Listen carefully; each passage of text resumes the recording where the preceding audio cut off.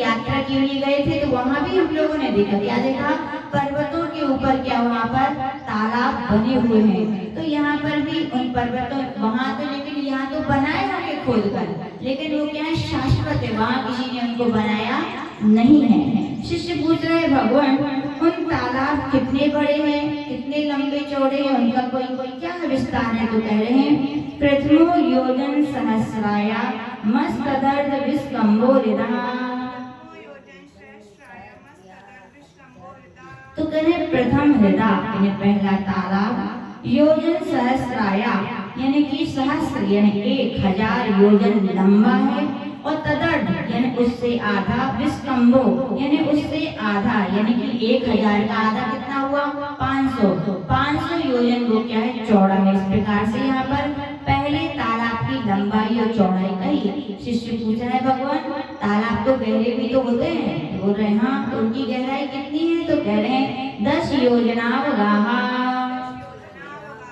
जो पहला पर्वत है उसकी गहराई 10 योजन की है। कितना गहरा है वो? 10 महायोजन गहरा है। शिष्य पूछ रहे भगवान उन तालाबों की और क्या विशेषता है? तो कह रहे हैं तन्मध्ये योजनम पुष्करम। जो पहला तालाब है उसके बीचों बीच 1 योजन लंबा और चौड़ा एक कमल है। क्या बना हुआ है? कमल देखे कि नहीं है? अपने यहाँ तालाब में कमल होते हैं, लेकिन अपने यहाँ के जो कमल है वो क्या है, वनस्पति काय है। लेकिन वहाँ वनस्पति काय कमल नहीं है, वहाँ पर पृथ्वी काय की यानी कमल जैसी रचना है, जिसको अपन स्टेचू कह सकते हैं, पर लोग आकृति बनाते हैं, ऐसी वहाँ पर कमल की क्या है, रचनाएं हैं। अब शिष्य पूछ रहे भगवान आपने पहले तालाब की तो और पहले कमल का विस्तार बता दिया, शेष तालाब में जो कमल है और तालाब है उनकी क्या विस्तार है? तो कह रहे हैं तद द्विगुण द्विगुणा हृदय पुष्कराणि च। हृदय पुष्कराणि, हृदय में तालाब, पुष्कराणि यानी कमल, क्रमशः क्या है, तद द्विगुण द्विगुणा, प्रथम तालाब तथा कमल से सब दूने दूने विस्तार वाले हैं। जैसे वो यानी कि पहले कमल जितना तालाब है, दूसरा तालाब उससे दुगना है। पहला कमल जितना है उससे दूसरे उसका विस्तार दुगना दुगना जानना चाहिए।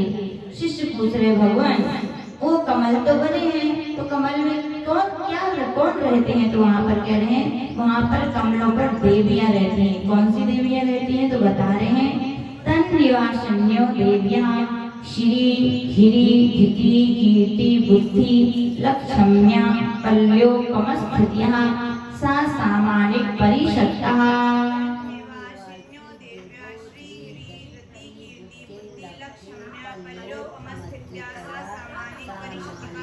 तन ये उन तालाबों में निवास निवास करती देवियाँ। कौन सी देवियाँ?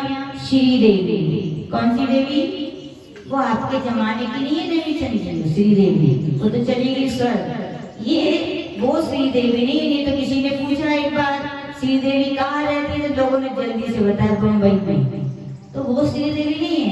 ये देव गति वाली क्या है, देवी है। उसका नाम क्या है? श्री देवी। दूसरी रीति देवी हिरी देवी, तीसरी धृति देवी, चौथी कीर्ति देवी, पांचवी बुद्धि देवी, छठी लक्ष्मी देवी। यानी 6 तालाबों पर एक तालाब पर क्रमशः क्या है, देवियाँ निवास करती है। और इनकी आयु कितनी है? तो कह रहे पल्योपमस्थित्या, एक पल्ले की इनकी आयु होती है। और ये क्या अकेली रहती है? बोले ना, ये सामान्य और पारिषद जाति के देवों के साथ रहती हैं। बहुत सुंदर इसका चित्र बनते हैं। ऐसी रचना हमें लगता है कोई बना भी नहीं सकता। ये इनसे सिद्ध होता है ये अकृत्रिम रचनाएं हैं। ये ऐसे कमल कहाँ हो सकते, सब अकृत्रिम रचना है।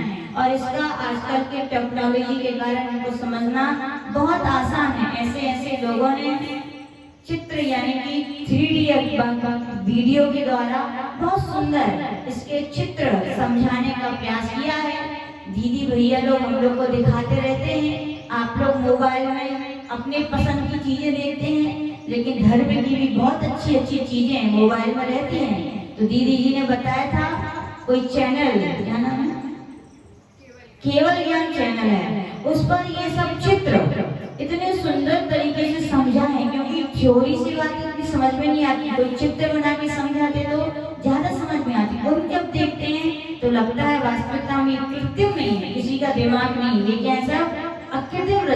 तो ऐसी रचनाएं वहाँ पर हैं। कह रहे हैं वे शिष्य पुत्र है भगवान, तालाब में पानी भरा रहता है तो खाली वाली होता है कि नहीं? तो बोले नहीं, तालाब में से नदियां निकली हैं। कौन कौन सी नदियां निकली? तो कह रहे हैं गंगा, सिंधु, रोहित्रो, हिताश्या, हरित धरी कांता, सीता सीतोदा, नारी नरकांता, सुवर्ण रूपकुला, रक्ता रक्तोदा, सरितस्तन मध्यगा।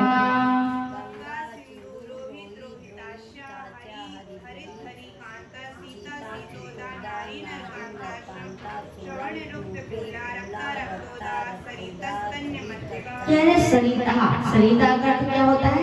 नदी। किसी का नाम सरिता हो तो उसका अर्थ जान लें, क्या नाम है उसका? नाम अर्थ क्या है? नदी। तो कह रहे हैं गंगा, सिंधु, रोहित, रोहिताश्या, हरित, धरी संस्कृत में पढ़ेंगे तो धरी कांता बोलना, और हिंदी में अर्थ करेंगे तो क्या हो जाएगा? वो हरी कांता।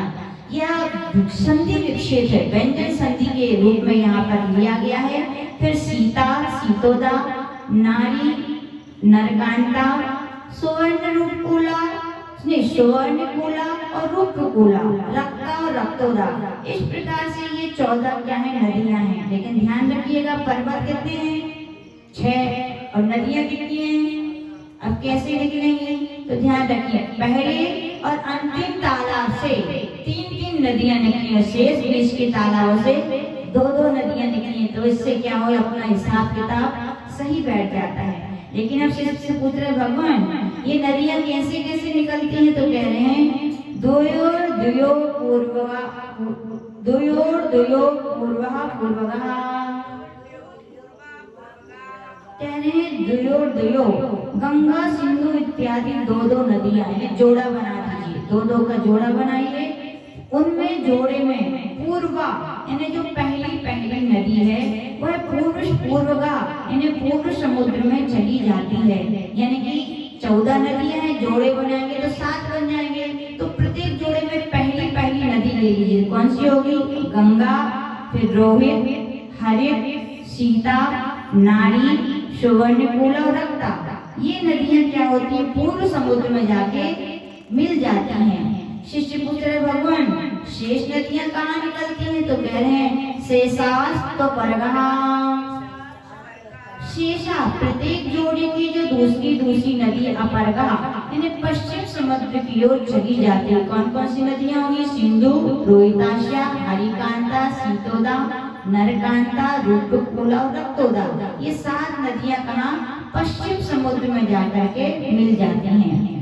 शिष्य पूछ रहे भगवान, ये नदियां अपन देखते हैं छोटी छोटी नदियां बड़ी नदियों में जाके मिलती हैं, तो और बड़ी नदियों से छोटी छोटी नदियां भी निकलती हैं। तो इन नदियों से क्या कोई नदियां निकलती हैं? बोले हाँ, 14 नदी सहस्र परिवृता गंगा सिंधु नद्याः। यानी गंगा सिंधु नद्या, गंगा और सिंधु आदि नदियों के युगल यानी जो जोड़े हैं 14 नदी सहस्र परिवृता 14,000 सहायक नदियों से घिरे होते हैं। 2 नदियों की सहायक नदियां कितनी हैं? 14,000। लोग पूछते हैं कि ये वही गंगा है जो अपने इलाहाबाद से निकली है? तो भैया ये गंगा वो गंगा नहीं है, क्योंकि इसकी ही 14,000 सहायक नदियां हैं। उन सहायक नदियों के एक बराबर भी ये गंगा नहीं है। तो याद रखिए, ये गंगा वो गंगा नहीं है। शिष्य पूछ रहे भगवान, जो पहला क्षेत्र है भरत क्षेत्र है, अपन सभी कहाँ रहते हैं?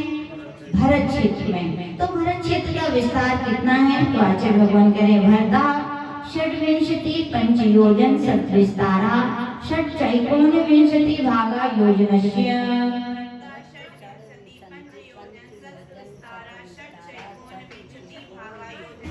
भरता यानी भरत क्षेत्र, षट्विंशति पंचयोजन सद्विस्तारा।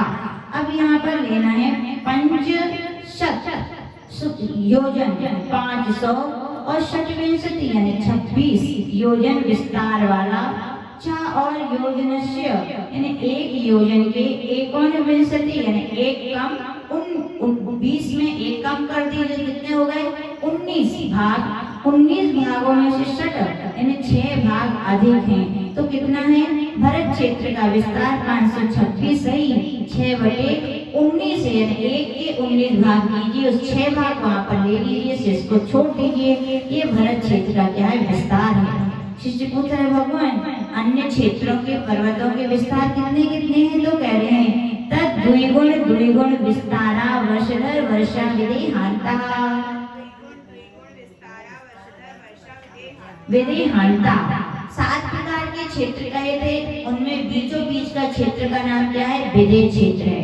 तो बोल रहे जो भी मैं विस्तार कहूंगा वह विदेह क्षेत्र तक ही जानना चाहिए, यानी विदेह क्षेत्र पर्यंत के वर्षधर यानी पर्वत और वर्षा यानी कि क्षेत्र तद द्विगुणा यानी भरत क्षेत्र से दूने विस्तार वाले क्या वाले हैं? यानी कि जो भरत क्षेत्र है उससे दूना, उसके बाद क्या आएगा? पर्वत आएगा, वो दूना है। पर्वत से दूना अगला क्षेत्र है, अगले क्षेत्र से दूना पर्वत है। इस प्रकार से विदेह क्षेत्र एक दूसरे से दूने विस्तार के जानना चाहिए। शिष्य पूछ रहे हैं ठीक है आपने विदेह क्षेत्र तक तो बता दिया, लेकिन विदेह क्षेत्र के उस ओर भी तो यानी कि आपने दक्षिण बताया, उत्तर की ओर भी तो पर्वत और क्षेत्र है, उनका विस्तार कितना है? तो कह रहे हैं उत्तरा दक्षिण तुल्या। कह रहे हैं कि जितना यहाँ पर अपन ने उत्तर के ऐरावत से लेकर नील तक जितने 14 पर्वत आती हैं उनका विस्तार दक्षिण तुल्या यानी कि जैसे दक्षिण के हैं उतने ही वहाँ पर जानने चाहिए। यानी यहाँ भरत क्षेत्र का जितना विस्तार है तो वहाँ ऊपर ऐरावत क्षेत्र का उतना ही विस्तार है। ऐसे अपन को लगा लेना चाहिए। शिष्य पूछ रहे भगवान यहाँ पर क्या काल परिवर्तन वगैरह होता है? तो बोल रहे हैं हाँ, कहाँ काल परिवर्तन होता है, कहाँ नहीं होता है? तो बता रहे हैं भरतई रावत्योर वृद्धि राशौ षट्सम्याभ्याम मुत्सर्पण यवसर्पणेभ्याम।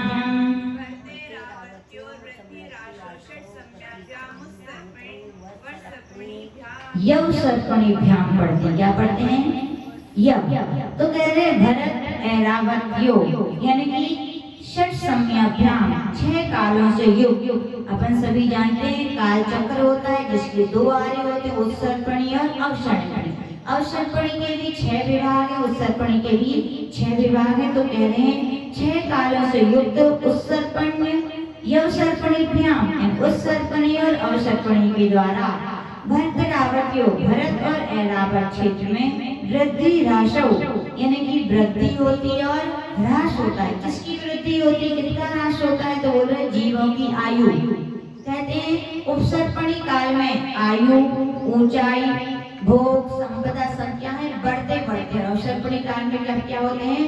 घटते घटते। कहने का तात्पर्य जो काल का परिवर्तन कहाँ कहाँ होता है? तो केवल 2 जगह, भरत और ऐरावत क्षेत्र। और ध्यान रखिएगा संपूर्ण भरत और ऐरावत में भी नहीं होता, उनमें भी भरत के भी आर खंड में और ऐरावत के भी आर खंड में होता है। मलेश खंड और विजयात पर्वत पर यह परिवर्तन नहीं होता है, क्योंकि जब प्रलय काल आता है तो फिर वहां पर देव और विद्याधर लोग 72 जोड़ों के लिए जो अलग अलग होते, खाली मनुष्यों के लिए होते, ध्यान रखना, सब प्रकार के जोड़े होते हैं, उनके लिए उठा करके कहाँ रखते हैं? विजयात पर्वत या गंगा सिंधु नदी के तट पर। मतलब वहां पर परिवर्तन यानी प्रलय नहीं आता है। तो सीधा अर्थ हो गया भरत और ऐरावत क्षेत्र के आर खंड में ही ये काल परिवर्तन होता है, शेष क्षेत्रों में परिवर्तन यह नहीं होता है। शिष्य पूछ रहा है भगवान इस प्रकार से आपने परिवर्तन कहा, अब विशेष और अन्य भूमियां आपने इतना बता दिया, तो और अन्य भूमियों में क्या वहां पर परिवर्तन नहीं होता? तो कह रहे ताभ्या मकरा भूमियों वस्थिता। कह रहे उस भरत और ऐरावत क्षेत्रों के आर खंड से अपरा अन्य क्षेत्रों में अवस्था घटती बढ़ती रहत होते वहां पर काल परिवर्तन नहीं होता है। सीधा आ गया भरत और ऐरावत क्षेत्र के आर खंडों में ही परिवर्तन होता है, शेष विजयात पर्वत पर, मलेश खंडों पर और शेष क्षेत्र यानी कि भरत के अलावा जो क्षेत्र आएंगे हेमवत वगैरह वगैरह वहां पर परिवर्तन नहीं होता है। शिष्य पूछ रहे भगवान भरत ऐरावत क्षेत्र को छोड़कर इतने सारे क्षेत्र हैं तो फिर वहाँ कैसी क्या रचना है? तो कह रहे हैं वहां पर बता रहे हैं एक द्वि त्रि पल्योपम स्थितियो हैमत खारी वर्ष दैव पुरोगा।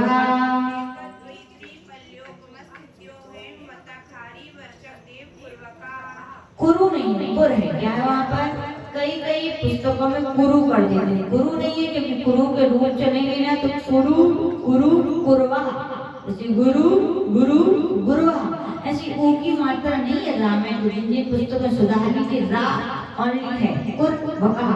तो कह रहे हैं कि जो क्षेत्र हैं कौन कौन से? हेमवतक, खारी वर्षक और विदेश क्षेत्र में दो क्षेत्र है, देवगुरु और उत्तर गुरु। तो यहाँ पर केवल देवगुरु लेना है। तो कह रहे हैं वहाँ पर हेमवतक में जगन्य भोग भूमि की रचना है, खारी वर्षक में मध्यम भोग भूमि की रचना है और देवगुरु में उत्तम भोग भूमि की रचना है। और वहाँ पर कितनी आयु है? तो कह रहे हैं एक द्वि त्रि पल्योपम, एक पल्योपम, दो पल्योपम, तीन पल्योपम।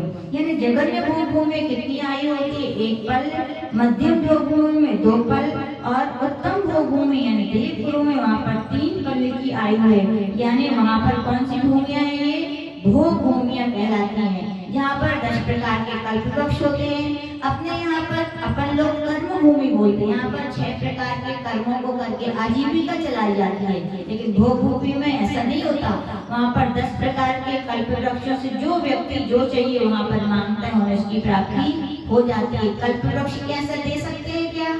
हाँ दे सकते। पुण्य एक ऐसी चीज है जिससे क्या प्राप्त नहीं हो सकता।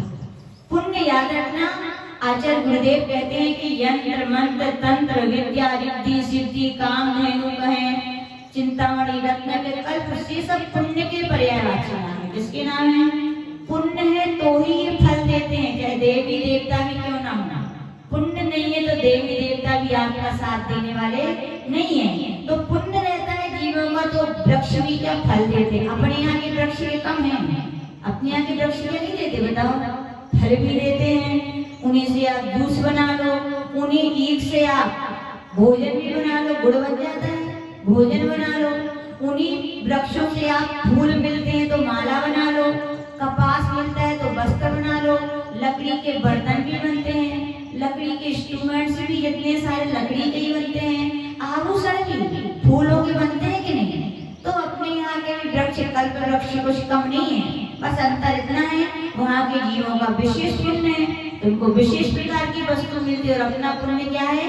क्षीण है, तो अपन को उस प्रकार की वस्तु मिलती है। तो ध्यान रखिएगा, ये सब पुण्य पाप के जैसा रहता है वैसे फल देते हैं। तो यहाँ ऐसे भोग भूमि की यहाँ पर रचना है। शिष्य पूछ रहा है भगवान क्या हेमवतक आदि क्षेत्रों में आपने तो ये इस तरफ के क्षेत्र बताए, विदेश क्षेत्र के उस तरफ यानी उत्तर में क्षेत्र वहाँ कैसी रचना है? तो करें तथोत्तरा, जैसे दक्षिण में है वैसे उत्तर में जानना चाहिए। यानी कि वहाँ पर हेमवतक, खारी वर्षक, देवगुरु के अलावा हिरण्यवर्त, हरि और उत्तर गुरु वहाँ पर क्रमशः जगन्य, मध्यम और उत्तम भोग भूमि जानना चाहिए। वहाँ की आयु 1 पल, 2 पल और 3 पल की है। वहाँ पर भोग भूमि की विशेष जानकारी आप लोग को जरूर पढ़ना चाहिए। वहाँ पे पुण्यात्मा जीव रहते हैं। क्या रहते हैं? पुण्यात्मा। कितना भोजन करते हैं वहाँ? बहुत सारा करते होंगे ना? नहीं, बहुत कम। पुण्यात्मा जीव ज्यादा भोजन करते कि कम? कई लोग मम्मी पापा शिकायत करते हैं ये हमारे बच्चे भोजन ही नहीं करते, कितना हम लोग मनाते हैं। पुण्यात्मा जीव क्या है? पुण्यात्मा जीवों का भोजन क्या होता है?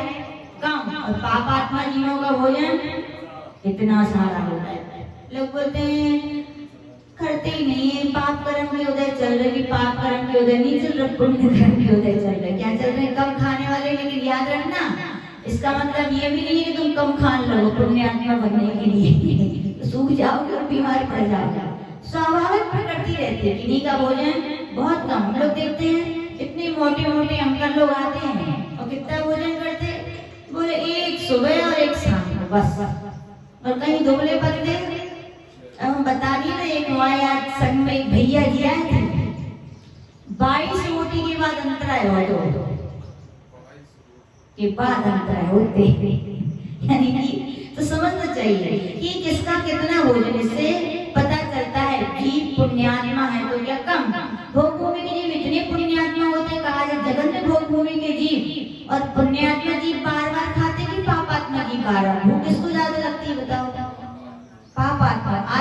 देखो जीभ और मुंह रुकते नहीं है बकरी की तरह, पेट भरा भी है तो भी व्यक्ति खाने से कभी मना नहीं करता, बस लाते जाओ चबाते जाओ, क्या बड़े बीमार होते हो।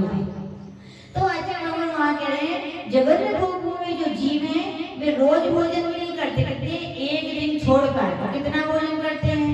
कोई उपवास करे तो दूसरे दिन बोले अच्छी भूख लगती है, बोले कई लोग कहते हैं अच्छा ज्यादा खाया जाता है। लेकिन याद रखना पुण्य आत्मा जीव एक दिन के बाद खाते हैं, कितना खाते हैं? आंवला बराबर। और मध्यम भोग भूमि के जीव 2 दिन के गैप से खाते हैं, कितना खाते हैं? बहेड़ा बराबर। और उत्तम भोग भूमि के जीव 3 दिन के बाद एक बार भोजन करते हैं, कितने बराबर? बेर बराबर। तो याद रखिएगा ऐसी भोग भूमि की सुंदर सुंदर वहाँ पर बातें जिनको अपन को जरूर सीखनी चाहिए, सुननी चाहिए। समय अभाव के कारण अपन आगे चलते हैं। शिष्य पूछ रहे भगवान आपने विदेश क्षेत्र में केवल उत्तर कुरु और देव कुरु लिया, बाकी के विदेश क्षेत्र में जो कर्म भूमि है वहाँ पर जीवों की आयु कितनी होती है? तो कह रहे हैं विदेशेषु संख्ये काला, विदेश क्षेत्र में मनुष्य त्रियंचों की आयु संख्यात वर्ष की होती है। कितनी होती है? 1 पूर्व कोटि। कितनी होती है?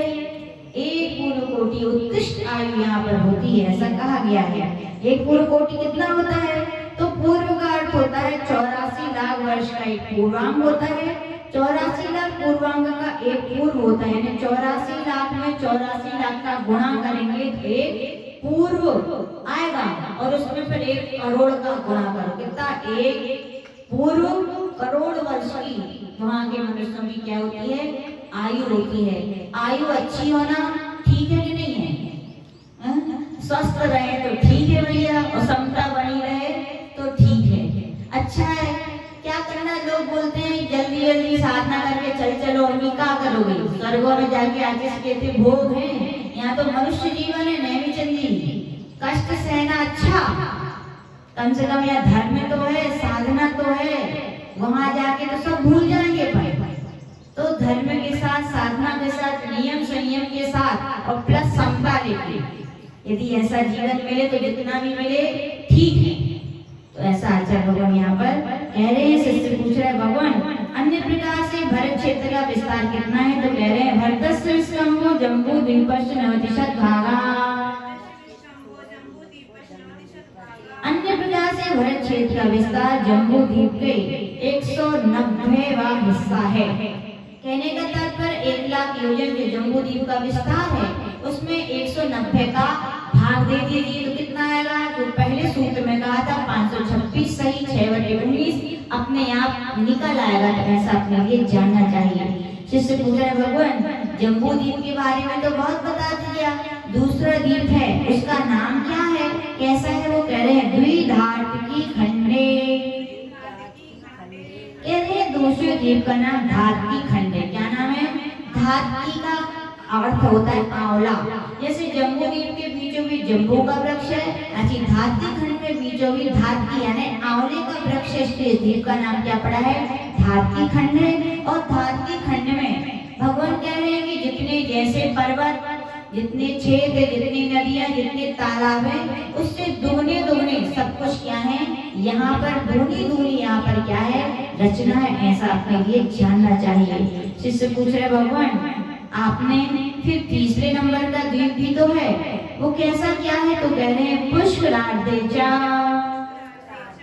बोल रहे जैसी रचना जम्बू द्वीप में उससे दुगनी रचना धातकी खंड में, और जैसी रचना धातकी खंड में वैसी ही रचना सेम पुष्कर द्वीप के आधे हिस्से में। कैसे में है?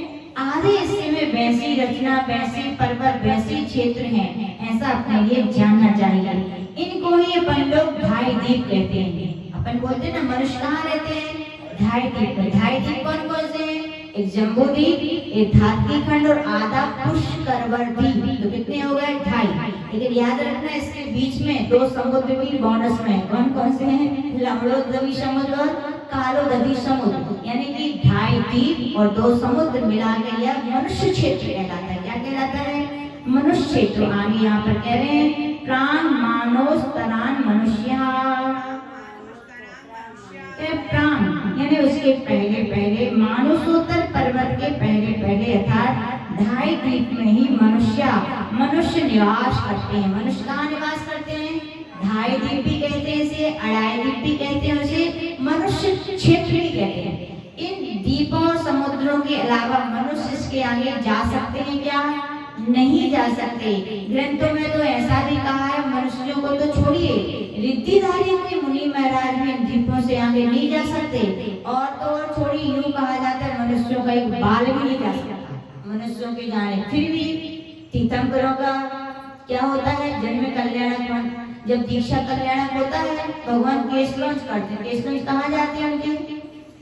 कहाँ जाते हैं? क्षीर समुद्र में कहा जाता है, सिराए जाते हैं। लेकिन सिद्धांत से बात घटित नहीं होती। लेकिन तीर्थंकर महिमावंत होते हैं, महिमा के रूप में कुछ भी हो सकता है, ऐसा भी कहा जाता है। ध्यान रखिए, मनुष्य ढाई द्वीप के आगे किसी भी हालत में जा नहीं सकते हैं। शिष्य पूछ रहे भगवान मनुष्य कितने प्रकार के होते हैं? तो कह रहे आर्या मलेच्छाश्च। मनुष्य दो प्रकार के होते, आर्य और मलेच्छ। जो गुणों से सहित होते हैं, जिनमें आचार विचार का विवेक होता है, वे आर्य कहलाते हैं। और जिनमें आचार विचार का विवेक नहीं होता, वे क्या कहलाते हैं? मलेच्छ। ये तभी मलेच्छ खंड में रहने वाले मलेच्छ हैं। लेकिन यहाँ पर भी आचार्य भगवान कह रहे हैं कि यहाँ आर्य खंड में भी कई प्रकार के क्या होते हैं? आर होते हैं। रिद्धि आर, क्षेत्र आर, जाति आर, दर्शन आर, चारित्र आर, कर्म आर। लेकिन यहाँ के भी मनुष्य मलेच्छ हो सकते हैं। जिन घरों में सूतक, पातक और 3 दिनों के जो मासिक धर्म का पालन नहीं होता है, ध्यान रखिएगा, वे आर्य खंड में पैदा होकर भी मलेच्छ ही हैं। क्योंकि उच्च कुल और नीच कुल में क्या अंतर है? उच्च कुल वाले मनुष्य भी वैसे ही है जैसे आप, उनके भी 2 हाथ हैं, 2 पैर हैं, 2 आंखें, वे भी भोजन करते सोते। फिर अंतर क्या है? अंतर इतने में समझा जाता है जो उच्च है जो निम्न है, क्योंकि उनके घरों में आचार विचार की शुद्धि होती है। और आचार विचार की शुद्धि सूतक पातक, याद रखिए, केवल यही सूतक पातक नहीं, 3 दिन का मासिक दिन भी सूतक एक प्रकार का ही सूतक है महिलाओं के लिए। महिलाओं को क्या? पूरे घर के लिए उन 3 दिन महिलाओं को पालन जरूर करना चाहिए। जिन घरों में पालन नहीं होता है, जो महिलाएं पालन नहीं करती, वो वर्तमान में देखो घर घर में बीमारियां हैं। उसका एक मुख्य कारण यही है, मन शुद्ध, खान पीन शुद्ध, तो मन वचन कहाँ शुद्ध होता है? परिणाम निर्मल होते हैं। जो पालन नहीं करती है, शास्त्रों में लिखा है, एक तो पाप कर्म की वजह से स्त्री हुई, और अब यदि तुम वो 3 दिन का पालन नहीं करोगे तो ध्यान रखना, ग्रंथों में लिखा है ऐसी महिलाएं दुर्गति की, सूखरी, कुकरी, डूकरी ऐसे होती हैं, उत्पन्न होती हैं, पर्याय को प्राप्त होती हैं। इसलिए सभी लोग ध्यान रखें, अपने घर में बेटियों को भी समझाएं और प्लस बेटों को भी समझाएं। साइंस भले ही कुछ कहे, लेकिन आज का साइंस भी स्वीकार करता है। ऐसे वैज्ञानिक हुए जिन्होंने मोनोटॉक्सिक और कौन से विष कहा, इन 3 दिनों में जो महिलाएं होती हैं, उनकी त्वचा से, उनकी श्वासों से, उनके बरगड़ाओं से ये विष निकलते हैं। और जब वे उन भोजन को स्पर्श करेंगी, बनाएंगी, जिस वस्तु को स्पर्श करती है तो विष उसमें चला जाता है। सोचिए, आप माँ हो, आप बेटी हो, आप पत्नी हो, आप बहन हो, क्या ऐसे बेटी पत्नी बहन के अपने हाथों से अपने परिवार के लोगों को विष दे सकती है? क्या नहीं दे सकती भैया। मत सोचिए, लोग कहते हैं ये तो पहले की रूढ़ी परंपरा है। ये रूढ़ी परंपराएं नहीं है, ये हमारे धर्म का, हमारी संस्कृति का कुलाचार है। कुलाचार का पालन करोगे तो आचार विचार निर्मल होंगे, वर्तमान भी अच्छा रहेगा और भविष्य भी अच्छा रहेगा। और जो लोग इन कुलाचार का पालन नहीं करते हैं ना, वर्तमान भी हाय कलह बीमारियां हैं घर में, और भविष्य तो जिनेंद्रवान भगवान की वाणी अन्यथा नहीं हो सकती। उनके लिए क्या होगा? दुर्गति का पालन, नीच गोत्र का बंध होता है। आचार्य भगवान चारित्र सार ग्रंथ में कह रहे हैं, जिन घरों में सूतक पातक इन 3 दिन का पालन नहीं होता, नीच गोत्र का बंध करते हैं ऐसे जी। तो चाहे भैया लोग हो, चाहे दीदियां हो, चाहे भाभियां, अपने बच्चों को समझाएं और इसे रूढ़ी ना समझें। ये आपके उज्जवल भविष्य के लिए बहुत बड़ा बिंदु है। तो ध्यान रखें, ऐसे लोग भी मलेच्छ ही हैं। क्या है? भले ही तुम कहो जैन कुल वाले घर में ये पालन नहीं हो रहा है तो मलेच्छ ही हैं, हम नहीं कह रहे थे, नहीं भगवान की वाणी है। आगे आचार्य भगवान कह रहे हैं, शिष्य पूछ रहे भगवान कर्मभूमियां कौन कौन सी होती है? तो कह रहे हैं भरतई रावत विदेहा कर्म भूमियो यत्र देव गुरुतर गुरुभ्या।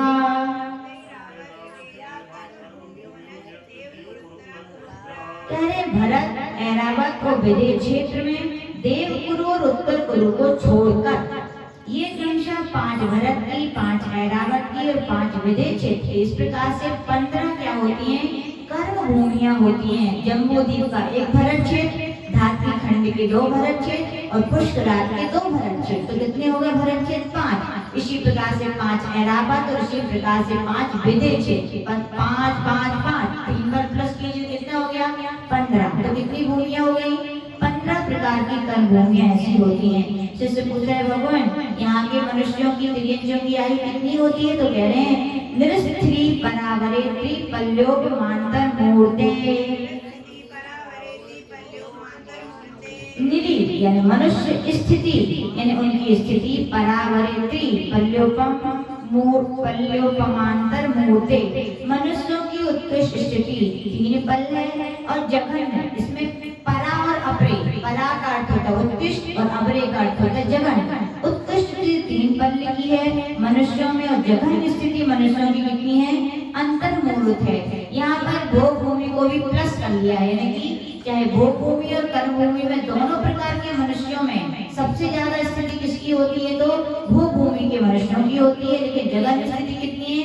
अंतर्मूल। सोचिए कोई ऐसे भी मनुष्य होते हैं, इतनी कितना पढ़ो दुर्लभता कि मनुष्य पर कितनी दुर्लभ मनुष्य बने भी, लेकिन कितने बने? अंतर्मूल बने और मरण। अपना समझो सौभाग्य है कि अपने लिए इतनी आयु मिली, भगवान मिले, विवेक बुद्धि सब कुछ मिल रहा है, लेकिन इसका मतलब ये है कि हम उसको व्यर्थ ना गवाएं। उस समय का, उस पर्याय का सदुपयोग करें। सदुपयोग करोगे तो फायदा मिलेगा और नहीं करोगे तो कोई व्यर्थ में चला जाएगा। शिष्य पूछ रहे भगवान त्रियंजों की कितनी उत्कृष्ट आयु जगन्य आयु होती? तो कह रहे हैं त्रियग यो निजानांचा, त्रियंज योनि से यानी त्रियंजों में उत्पन्न होने वाले जीवों की भी उत्कृष्ट आयु 3 पल जगन्य आयु अंतर्मूलत है। इस प्रकार से आचार्य भगवान ने यहाँ पर 30 अध्याय में क्रमशः अधोलोक और मध्यलोक का वर्णन किया। आप सभी ने समझा। जो ये पर गणाचार्य गुरुदेव विराट सागर जी महामुनि राजी की अर्घ्य चढ़ाएंगे सभी लोग।